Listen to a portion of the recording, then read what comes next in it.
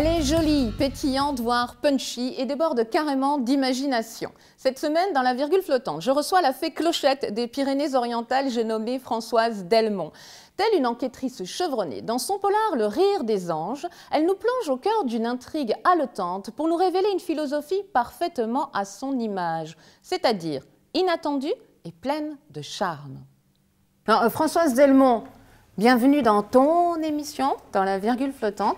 Merci. Tu es venue nous présenter tous tes livres. Oui, Il y a tous tes livres qui sont là? Oui, sauf celui qui a été écrit à 10 auteurs. Oui, voilà. Bon. Non, ça, Voilà, c'est tes livres ça, ce sont mes livres à moi. Il y a même celui qui va sortir. Moi, j'ai lu et j'ai pris beaucoup de plaisir à lire Le Rire des Anges. C'est celui-là même pour lequel je t'ai invité. Alors, Le Rire des Anges, c'est un polar? Je peux dire que c'est un polar? Oui, oui, bien sûr. Il y a des gens à qui ça hérisse le poil quand je dis c'est un polar. Ouais. Oui, mais je pense que c'est plus qu'un polar. C'est un polar avec une quête psychologique. C'est ce que je pense. C'est ce que j'ai voulu faire. Parce qu'au départ, j'avais écrit... Plombe pas l'ambiance, hein? Oui, non, pas du tout. Au départ, j'avais écrit ce livre, j'avais fait un premier livre il y a quelques années qui s'appelait Le Miroir flamand. Et c'était surtout une quête un peu philosophique. Et puis, ce livre est sorti en 2012. Et un an auparavant, j'ai repris donc, Le Miroir flamand et je l'ai transformé et j'y ai mis donc, toute une enquête avec justement ces retours en arrière dans le temps. Et c'est vrai que c'était beaucoup plus fort. C'est ça qui est intéressant. J'ai pu tout mettre dedans, c'est ça, oui. C'est qu'on a du polar, voilà. On a de l'histoire, on se promène un tout petit peu dans les PO, un tout petit peu à Paris avec les souvenirs de Maria. Oui. On y reviendra. Pas mal en Belgique. Oui, beaucoup en Belgique, oui. On fait de l'histoire, de la vraie histoire, c'est super intéressant. C'est un polar qui s'étale sur 5 siècles. Exactement, oui. Ça commence dans les années 95. Ça remonte aux années 60, 1960, et ça part, alors là, dans les limbes du temps, au Moyen-Âge, à la fin du XVe siècle. Alors, ce qui est intéressant, c'est que ça part, tu dis, dans les limbes du temps, mais tu ne nous perds pas pour autant, parce que les deux enquêtes, finalement, sont complètement parallèles et se suivent. Il se passe des choses tout à fait similaires au XVe siècle qu'au XXIe siècle. Oui. Alors, tu as un personnage principal, c'est Maria, qui est l'enquêtrice. Oui. On te reconnaît beaucoup dans Maria. Dans Maria. Qu'on te connaisse ou pas, je pense que quand on lira, et je souhaite que beaucoup de gens le fassent, Le Rire des Anges, on sent beaucoup de toi, on sent beaucoup de douceur dans ce personnage. Est-ce que c'est vrai ou alors est-ce que je suis complètement en train de fantasmer? Non, je crois que de toute façon, je pense que tous les écrivains ont toujours des petits morceaux autobiographiques dans leur récit. Je pense que c'est obligé. On ne peut pas faire autrement que de chercher des lieux, des circonstances qui ont un rappel avec notre vie, avec... Il y a un Noël. Il y a un Noël. Et là, on se sent dans un Noël en famille. On est vraiment avec Maria, avec son grand-père à Paris. On se le représente vraiment. Tu as vraiment une écriture qui nous emmène. Alors, c'est pas juste on se représente, c'est qu'on rentre dans ton univers.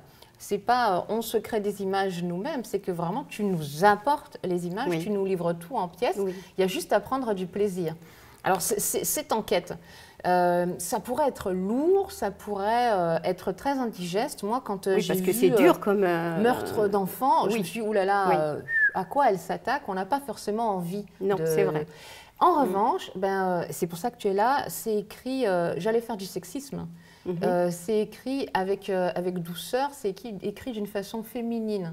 Ce qui n'est pas forcément vrai, parce qu'on a invité dans la virgule flottante des filles qui écrivent pas du tout, exactement. Oui, j'en connais d'ailleurs qui sont des amis et des collègues. Qui écrivent très très bien. Oui. Tu survoles les choses et pour autant, tu les survoles, mais tu rentres quand même à l'intérieur. Mais comment tu fais, Françoise, pour arriver à pénétrer ton sujet sans nous heurter, sans nous mettre mal à l'aise? Alors ça, je ne peux absolument pas le dire. C'est le talent. C'est vrai que j'habite les personnages, comme tous les écrivains font, je suppose. Je me mets à l'intérieur des personnages, mais je ne veux pas faire des romans qui soient sanglants. Voilà, j'ai envie d'amener les personnages eux-mêmes à continuer les histoires que j'ai pu commencer. Et pourtant, voilà. Y a du sexe, il y a du sang, il y a des meurtres, il y a des super policiers. Oui, bien sûr, Nefer El Farek. Ouais, quand même, il est pas mal, l'Égyptien. Oui, il est très, très grand Égyptien. Il y a une petite histoire d'amour, bon, qui sans être pornographique, on comprend bien. Avec la médecin légiste, ouais, Lydia. Avec la médecin légiste. Enfin, c'est la vraie vie, hein, on est dedans. Oui. Et puis, tu le disais en début, il y a une philosophie derrière. Alors, il y a un vrai très bon polar qui est bien ficelé sur 5 siècles. Et ça, c'était pas évident à faire. Mais ce qu'il y a surtout, et c'est pour ça que je parlais de petite fée Clochette en parlant de toi, c'est que quand on te connaît un petit peu, sous tes atours comme ça, assez, rouge et noir, assez pétillante, il y a quand même une petite fée Clochette. Il y a beaucoup de romantisme chez toi. Moi, j'ai relevé une phrase, page 234. Il ne faut pas perdre la magie de l'enfance. Les adultes qui ont connu ces instants privilégiés gardent toujours dans un coin de leur cœur une fantaisie et une imagination qui les élève au-delà du monde des grands. Les carapassonnent contre la volonté des envieux. Savoir pousser la porte des étoiles et du rêve rend plus fort face aux obstacles de la vie et aide à la résilience. Démonstration, Françoise. Comment t'es arrivée à ce développement personnel? Comment t'es arrivée à ces idées? Alors, j'y suis arrivée parce que j'ai vécu des événements très traumatisants. De la vraie vie? Dans la vraie vie. T'as eu une vraie vie? Oui, voilà. Ouais. T'as pris tes claques? J'ai pris des claques très, très importantes et j'ai eu une très, très grosse dépression. Et ça se voit pas. Voilà. Non, ça se voit pas, je me suis bien remise.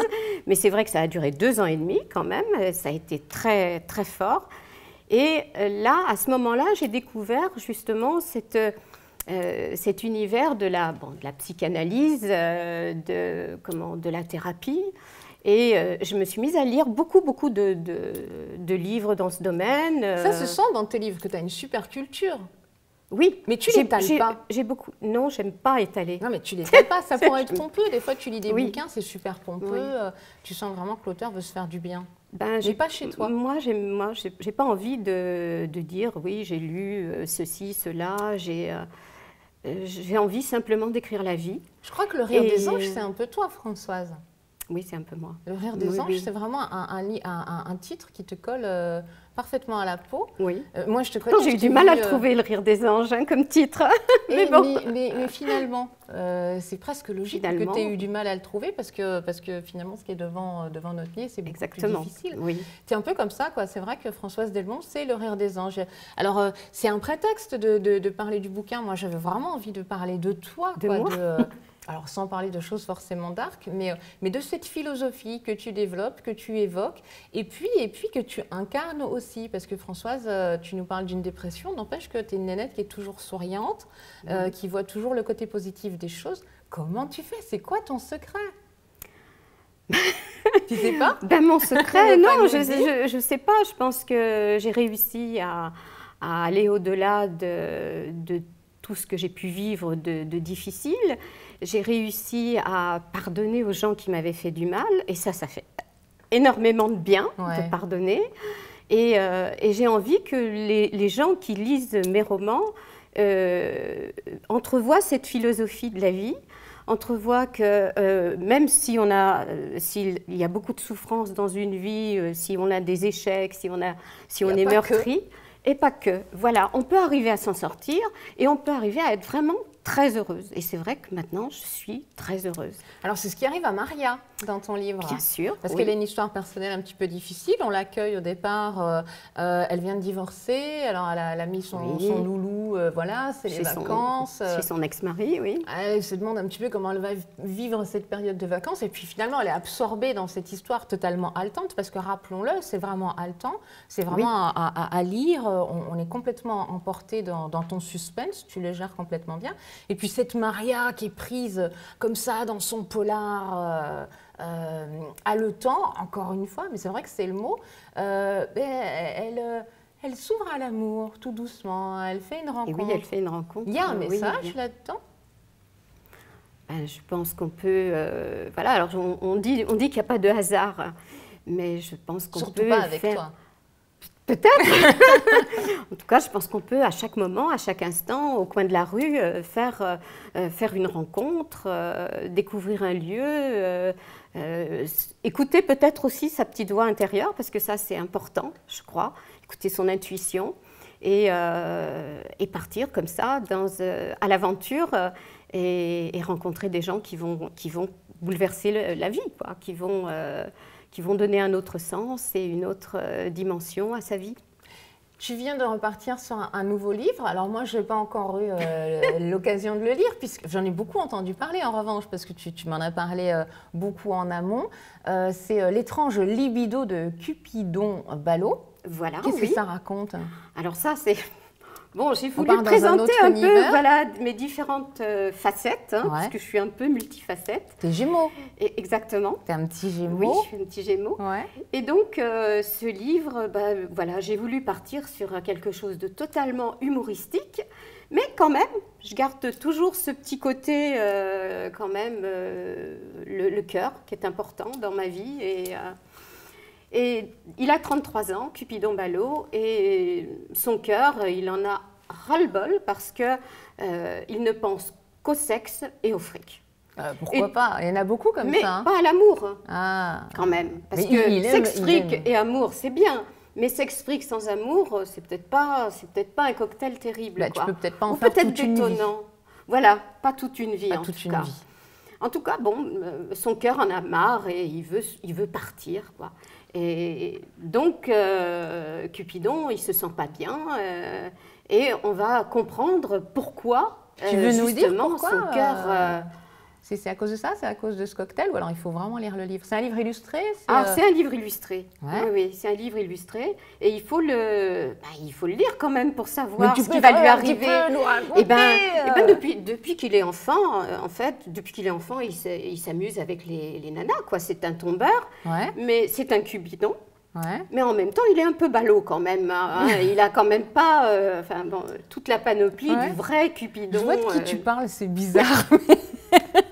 Je ne sais pas, pendant que tu me parles de lui, j'ai un autre nom qui est en train de se greffer dans mon...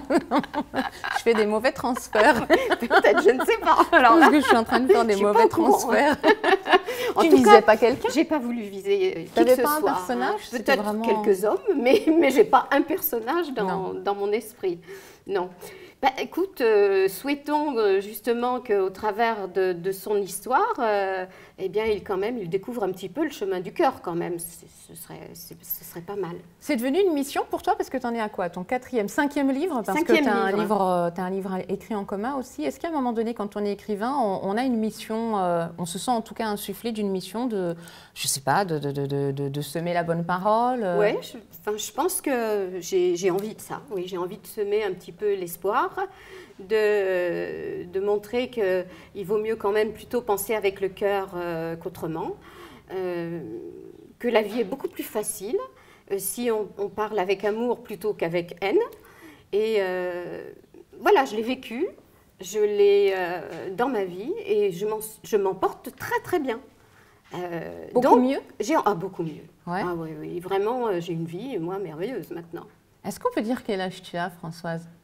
Tu peux tricher. J'en parle jamais. T'en parles jamais, mais moi j'aurais trouvé ça extraordinaire et je respecte que tu veuilles pas parler de ton âge. J'aurais trouvé ça extraordinaire que tu donnes ton âge parce que c'est totalement bluffant. Tu portes vraiment la jeunesse éternelle pour toi. C'est pour ça que je t'appelle la petite fée clochette des Pyrénées-Orientales. On n'a pas idée. Alors bon, je mets tout le monde très à l'aise. Elle n'a pas 90 ans. Hein. Non, j'ai pas 90 ans. Tout va bien. Non. Mais voilà, il y a ce dont tu parles, ce qu'il y a dans tes livres, parce que j'ai lu Le silence peuplé, Une craie dans la neige, Le rire des anges, et j'espère que tu vas me dédicacer L'étrange libido de Cupidon Ballot. Il y a une jeunesse éternelle, c'est pour ça que tu es là. Je t'ai posé tout plein de questions, il y en a une, j'ai oublié de te la poser, et justement, c'est celle à laquelle tu t'étais préparée, tu voulais que je te la pose, alors c'est laquelle? Oui, alors là, pas préparée du tout. Non, disais pas, t'en as une? Ouais. Alors, Non, j'ai rien de spécial. Je pense que tu as bien parlé. Tu as toujours voulu être écrivain? J'ai toujours voulu être écrivain. Bah, tu es arrivée, tu es une vraie écrivain. Depuis longtemps. Enfin, bon, aussi, quand même, je suis prof d'art plastique, je suis prof documentaliste, je suis décoratrice d'intérieur, donc j'aime aussi l'art. Tu es multifacette. Et ça, voilà. Et ça, je voulais le dire quand même, c'est que dans tous mes romans, il y a de l'art. Dans tous tes romans, il y a de l'art. Voilà, il y a de l'art, et parce que je pense que dans la vie, c'est indissociable. On ne peut pas vivre sans l'art. C'est important. Voilà, c'est le mot de la fin. Voilà. Je te fais un gros bisou pour de vrai. Moi aussi, allez, on descend de notre tabouret et attention, il faut qu'on soit solidaires. Merci Françoise Delmont, à bientôt.